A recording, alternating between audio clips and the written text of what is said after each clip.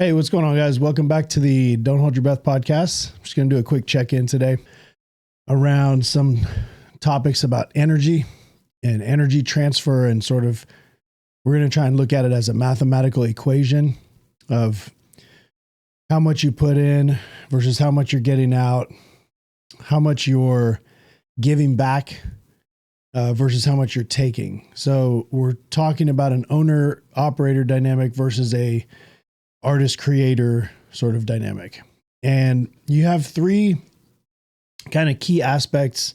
I mean, there's more, but in this example, we're going to talk about three key aspects of a business. One is your sort of your EBITDA, your net profit kind of bottom line. Another one is your intellectual property. And then the third one is the systems that you have integrated in order to allow the business to run smoothly. As an owner-operator, you're really responsible for all three of those. In the majority of cases, in my industry, in our restaurant industry, what you'll find is that the owner-operator is responsible for the bottom line. Sometimes they'll even pass that to a general manager that's responsible for the sort of the numbers side of things, whereas the intellectual property and the systems are oftentimes attributed to a chef, an artist, a creator, your food person, because you're a food establishment, your restaurant. Excuse me. So we've got this equation or this transaction, and what's going on in today's market right now, that owner operators are not offering an equal trade for the value of that IP and that systems knowledge. So you've got plenty of people who want to go out and be their own owner operator. A lot of them are becoming more the creative people who can create their own IP and create their own systems. But traditionally what we've had is, in my experience, a lot of other people I know have the same experience. You'll have the owner operator who's trying to run the book. So it's not like they're intentionally trying to rip people off. They're just trying to take care of their business. But from the perspective of the person who's putting in, basically morning to night hours, they're putting all their time and energy into the project. They're thinking about it when they're at home. They're putting, every 100% of their waking hours into the success of this project by building the intellectual property and the systems. And that person oftentimes is out of equilibrium. And so I think it's important for us to have ways to reset, rejuvenate our energy. This is coming up because it's just recently happened to me. I feel completely drained the last 3 days. And it's been a long time since I've been kind of this far down on the oh shit scale, like it just not feeling good.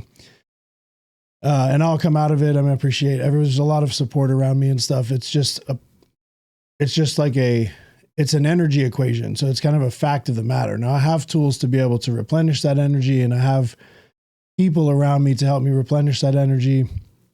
But it's very important.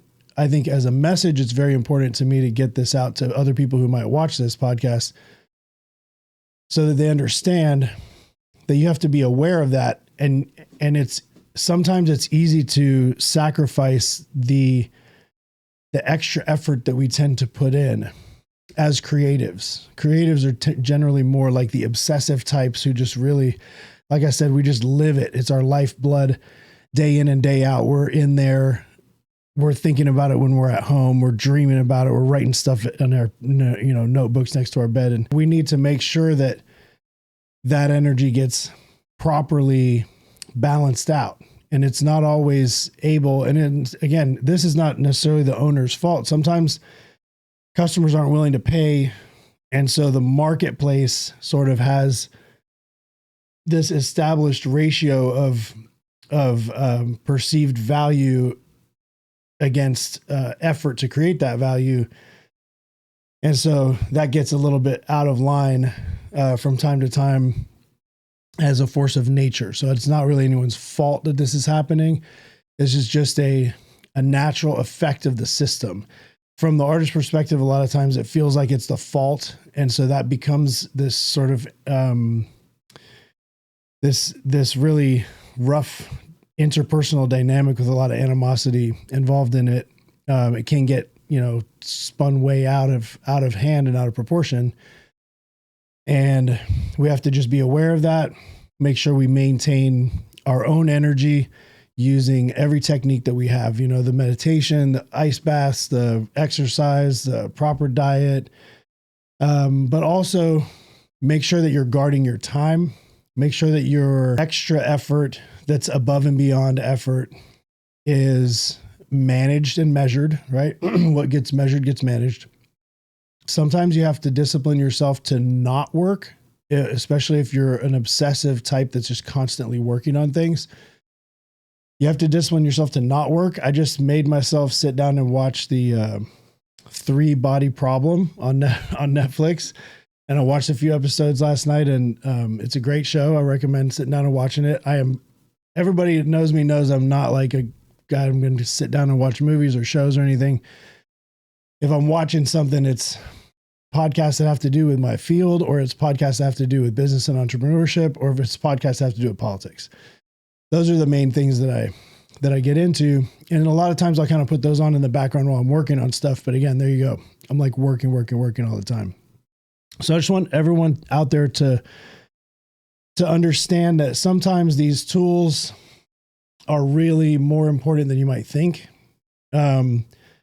Sometimes in order to complete a project, you do have to put those tools on the bench and kind of focus and hunker down and knock out that, that full week worth of 100-mile-an-hour push to prep to get like a really big event going out, for example. And then sometimes you're going to be drained after that. So it's good to consciously schedule time after those events to reset yourself and allow yourself to kind of have that space where you can do the self-care stuff that you need to do.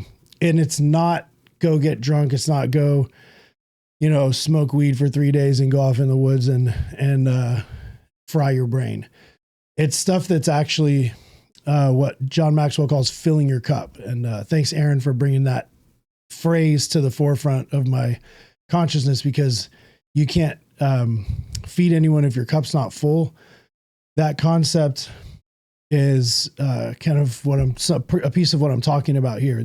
He's talking about knowledge. I'm talking about energy. It's all interrelatable. So that's the message for today. Just want to put a quick one out. I'm not really going to edit this very much. Hopefully everybody gets something out of this. Whatever you do, the same message applies that we say on the Don't Hold Your Breath podcast, which is keep on pushing, keep on striving. You got this. All right. Don't hold your breath.